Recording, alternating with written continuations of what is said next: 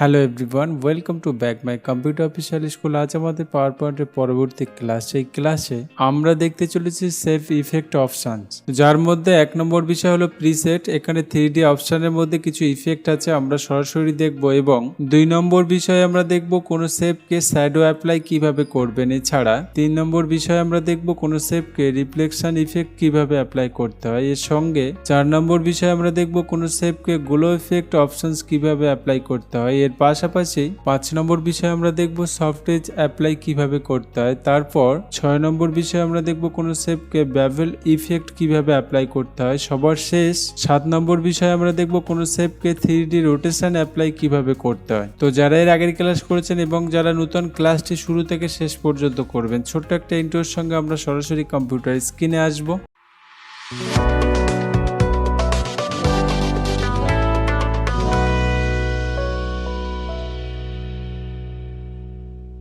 আমরা ইতিমধ্যে কম্পিউটার স্ক্রিনে চলে এসেছি এবং তার সঙ্গে আমি পাওয়ার পয়েন্ট সফটওয়্যারটা খুলে নিলাম। আজ আমরা 1 নম্বর বিষয়ে দেখব প্রিসেট অপশনস। এই প্রিসেট অপশনস হলো আপনার যে কোনো শেপে আপনি যদি কোনো রকম ইফেক্ট অ্যাপ্লাই করতে চান তাহলে কিন্তু আমাদের প্রিসেটে আসতে হবে। তো আমরা সরাসরি সেই শেপকে আমরা সিলেক্ট করবো অ্যান্ড সরাসরি আমরা এখান থেকে সেভ ইফেক্ট অপশনে গিয়ে আমরা প্রিসেটে চলে যাব। প্রিসেটে আসার পরে আপনারা দেখতেই পাচ্ছেন এখানে বিভিন্ন রকম টেমপ্লেট আছে। তো যে টেমপ্লেটটা আমাদের পছন্দ সেই টেমপ্লেট নিয়ে কিন্তু আমরা এখানে ক্লিক করে দেবো। ওকে, আপনারা দেখতেই পাচ্ছেন বিভিন্ন রকম টেমপ্লেট আছে, আমরা চাইলে কিন্তু এখানে সমস্ত রকম ইউজ আমরা করতে পারি। ওকে, তো এর মধ্যে কোনো রকম কোনো অপশন যদি আপনার পছন্দ হয়ে থাকে আপনি সরাসরি ডাইরেক্ট ক্লিক করে আপনি এখান থেকে নিয়ে নিতে পারেন। তো আমরা ক্লিক করার সঙ্গে সঙ্গে আপনারা দেখতেই পাচ্ছেন যে আমাদের সেই ইফেক্টটা কিন্তু অ্যাপ্লাই হয়ে গেছে। আসুন, আমাদের 2 নম্বর বিষয় হলো আমরা এই শেপের মধ্যে কিভাবে শ্যাডো অ্যাপ্লাই করতে পারবো। শ্যাডো মানে অ্যাকচুয়ালি কোনো অবজেক্টের ছায়া। ওকে, তো আমরা সরাসরি এই শেপের কিন্তু আমরা শ্যাডো ইফেক্ট অ্যাপ্লাই করবো। এই জন্য আমরা সিলেক্টটাকে আমরা সরাসরি সেভ ইফেক্টে আসার পরে এখানে দেখতেই পাচ্ছেন যে শ্যাডো। তো শ্যাডোতে আসার পরে আপনি এখানে দেখতেই পাবেন বিভিন্ন রকম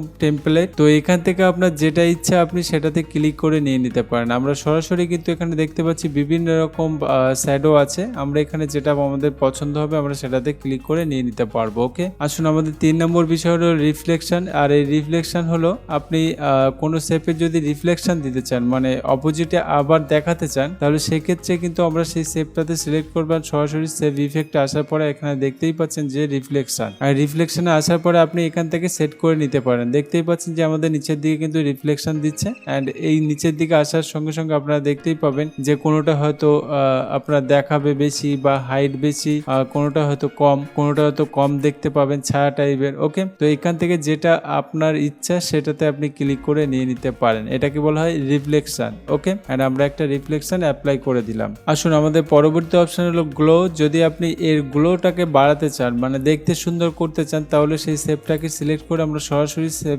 ইফেক্টে চলে যাব। এন্ড আসার পরে এখানে আপনি দেখতেই পাচ্ছেন গ্লো অপশন। এন্ড গ্লো অপশনে আসার পরে দেখুন এখানে বেসিক্যালি একটা লাইনের গ্লো দেওয়া হয়। এই লাইনটাকে আপনি বাড়াতে চাইলে এইভাবে আপনি বাড়িয়ে নিতে পারেন, এটাকে বলা হয় গ্লো। ওকে, এন্ড যে কোনো কালার এখান থেকে নিয়ে নিতে পারেন, কোনো রকম সমস্যা নেই। আমরা ক্লিক করে এখান থেকে সরাসরি কিন্তু গ্লো স্টাইলটা ব্যবহার করে ফেললাম। আসুন আমাদের পরবর্তী অপশন হলো সফটেজ। এই সফটেজ অপশন আমরা যদি ইউজ করতে চাই সরাসরি কিন্তু আমাদের শেপটাকে সিলেক্ট করে আমরা সরাসরি এখান থেকে সেভ ইফেক্টে ক্লিক করব। এন্ড ক্লিক করার সঙ্গে সঙ্গে আপনারা দেখতে পাচ্ছেন সফটেজ এখানে দেওয়া আছে। যদি হালকা কিছু ইউজ করতে চান তাহলে কিন্তু এখান থেকে ইউজ করতে পারেন। ওকে, এন্ড আমরা যেহেতু ডিপ এখানে ইউজ করে ফেলেছি তো এর রিফ্লেকশন মানে এর ইফেক্টটা ততটা এখানে বোঝা যাবে না। আপনারা দেখতেই পাচ্ছেন যে সফটেজের মাধ্যমে আমরা এখান থেকে করে নিতে পারি। ওকে, আসুন আমাদের পরবর্তী অপশন হলো বেভেল। আর এই বেভেল মানে হচ্ছে বাংলায় বলা হয় ঢাল। ওকে, যদি আপনি এই যে শেপটা মানে পিকচারটা আছে আপনি চারদিকে যদি ঢাল তৈরি করতে চান তো সেক্ষেত্রে আমাদের সেই শেপটাকে সিলেক্ট করতে হবে এন্ড সরাসরি আমরা সেভ ইফেক্টে আসার পরে আমরা সরাসরি বেভেলে আসবো। এন্ড এখান থেকে আপনারা দেখতেই পাচ্ছেন যে আমাদের এখানে ঢাল পরিণত হয়ে যাচ্ছে এবং বিভিন্ন রকম এখানে